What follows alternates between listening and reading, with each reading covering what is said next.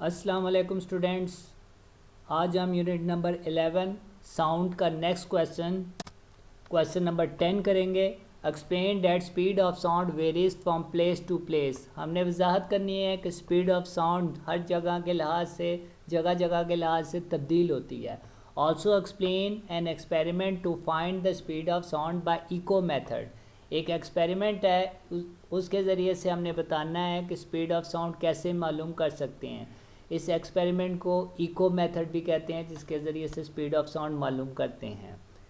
Headings है हमारे पास, main heading speed of sound और सब हेडिंग है variation of speed of sound and experiment. Start करते हैं स्पीड ऑफ साउंड, उसके बाद सब हेडिंग है variation of speed of sound. इसमें हमने बताना है कि स्पीड ऑफ साउंड जो है वो हर मीडियम के लिहाज से डिफरेंट होती है। 3 मीडियम होते हैं, सॉलिड, लिक्विड और गैस। तो इन तीनों मीडियम में डिफरेंट स्पीड ऑफ साउंड होती है। अगर हम कंपेयर करें इन तीनों को तो स्पीड ऑफ साउंड जो लिक्विड्स में होती है वो 5 टाइम्स ज़्यादा होती है गैसेस की निस्बत। इसी तरह स्पीड ऑफ साउंड जो सॉलिड के अंदर होती है वो 15 टाइम्स ज़्यादा होती है गैसेस की निस्बत। स्पीड ऑफ साउंड अगर मालूम की जाए तो 21 डिग्री टेम्परेचर पर और 1 एटमॉस्फेरिक प्रेशर पर वो 343 मीटर पर सेकंड होती है। अगर इतना टेम्परेचर हो और 1 एटमॉस्फेरिक प्रेशर हो तो उस वक्त स्पीड ऑफ साउंड 343 मीटर पर सेकंड होती है। लेकिन अगर हवा में नमी ज़्यादा हो या हवा की फ़िज़िकल कंडीशन टेम्परेचर वगैरह बढ़ता जाए या हवा की डेंसिटी चेंज हो रही हो, ह्यूमिडिटी चेंज हो रही हो, तो ऐसी सूरत में स्पीड ऑफ साउंड में थोड़ी थोड़ी वेरिएशन आ जाती है।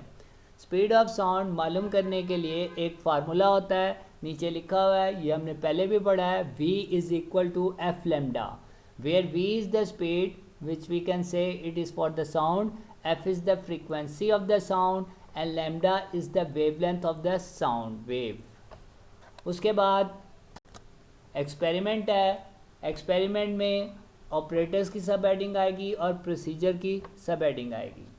ऑपरेटर्स एक्सपेरिमेंट के लिए मेजरिंग टेप चाहिए, हमें स्टॉप वॉच चाहिए, हमें फ्लैट वॉल, एक दीवार होनी चाहिए जहाँ से आवाज़ टकरा के वापस आए। That can produce a good echo, echo का मतलब रिफ्लेक्ट होके आवाज़ आ सके। प्रोसीजर की तरफ आते हैं।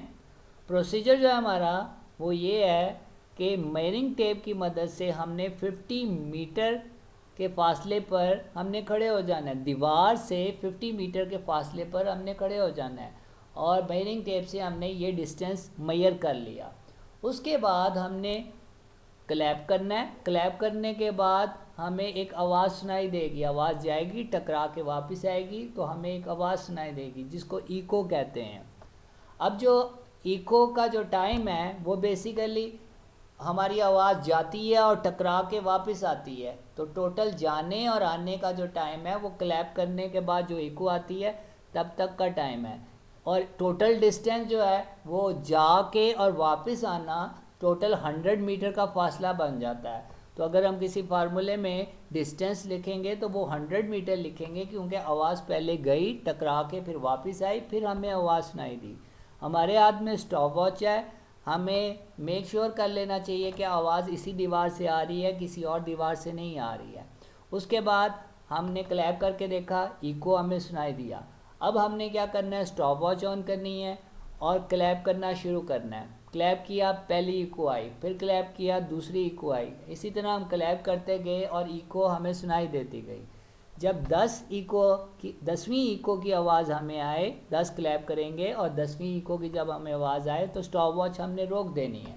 उसके बाद हमने एवरेज निकाल लेना है, यानी कि एक इको के टाइम के लिए 10 पे डिवाइड कर देंगे टाइम को, तो हमारे पास एक इको का टाइम आ जाएगा।